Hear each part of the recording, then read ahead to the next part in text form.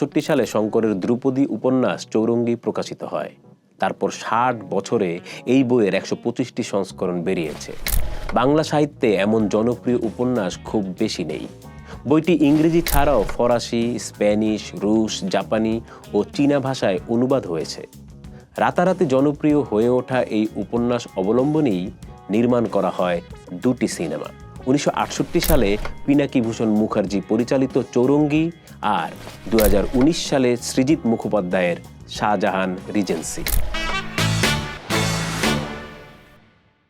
চৌরঙ্গীর ইংরেজি অনুবাদ 2007 সালে ভারতের ক্রসওয়ার্ড বুক অ্যাওয়ার্ড পায় এবং 2010 সালে যুক্তরাজ্যের ইন্ডিপেন্ডেন্ট ফরেন ফিকশন প্রাইজের সংক্ষিপ্ত তালিকায় জায়গা করে নেয়।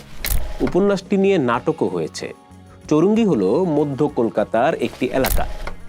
কলকাতার প্রাণকেন্দ্র ও প্রধান বাণিজ্যিক সাংস্কৃতিক এলাকা বললেও ভুল হবে না। মণিশঙ্কর মুখোপাধ্যায় ওরফে শঙ্করের চৌরঙ্গীতে আধুনিক কলকাতার নগর জীবন সহজ সরল ভাষায় ফুটে উঠেছে। উপন্যাস ও সিনেমার গল্প শাহজাহান নামের একটি 5 তারকা হোটেলকে কেন্দ্র করে আবর্তিত হয়। সেই হোটেলেরই রিসেপশনিস্ট সত্যসুন্দর বোস উপন্যাসের প্রধান চরিত্র। এই সত্যসুন্দর বোস ও হোটেলের অন্যান্য কর্মী এবং অতিথিরা নানা মানবিক আবেগ, অনুভূতি ও সমস্যার সঙ্গে লড়াই করছে। তাদের পাওয়া না পাওয়া, আনন্দ, বেদনা ও স্বপ্নের কথাই বলে চৌরঙ্গী। পাশাপাশি ধাবমান নাগরিক সমাজের নানা বৈষম্য উকি দিয়েছে। পিনাকি ভূষণ মুখার্জির চৌরঙ্গীতে সত্যসুন্দর ওরফে শ্বেতা বোস চরিত্রে অভিনয় করেছেন উত্তম কুমার। আরও অভিনয় করেছিলেন সুপ্রিয়া দেবী, উৎপল দত্ত, বিশ্বজিৎ চ্যাটার্জি, শুভেন্দু চট্টোপাধ্যায় ও অঞ্জনা ভৌমিক। আর সৃজিতের শাহজাহান রিজেন্সিতে অভিনয় করেছেন প্রসেনজিৎ চট্টোপাধ্যায়, স্বস্তিকা মুখোপাধ্যায়, অঞ্জন দত্ত, মমতা শঙ্কর, ঋতুপর্ণা সেনগুপ্ত, পরমব্রত চট্টোপাধ্যায়, রুদ্রনীল ঘোষ, আবির চট্টোপাধ্যায় ও অনির্বাণ ভট্টাচার্য। শঙ্কর একাধিকবার বলেছেন সত্যজিৎ রায় এবং উত্তম কুমার তার লেখালেখির জনপ্রিয়তাকে অনেকাংশে বাড়িয়ে দিয়েছিলেন।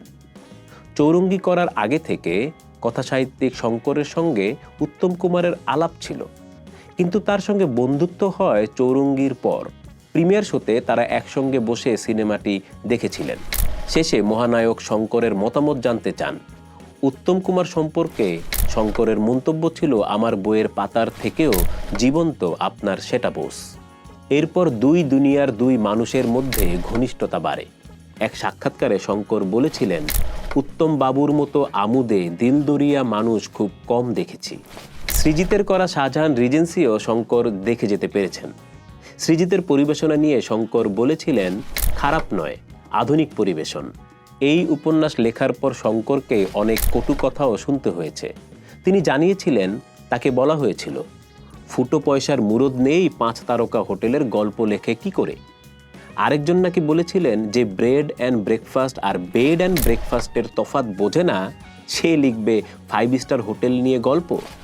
শঙ্কর লিখেছিলেন, যা ইতিহাস গড়ে। সঙ্গে থাকুন, দেখা হবে, কথা হবে সিনেমা নামার পরের পর্বে।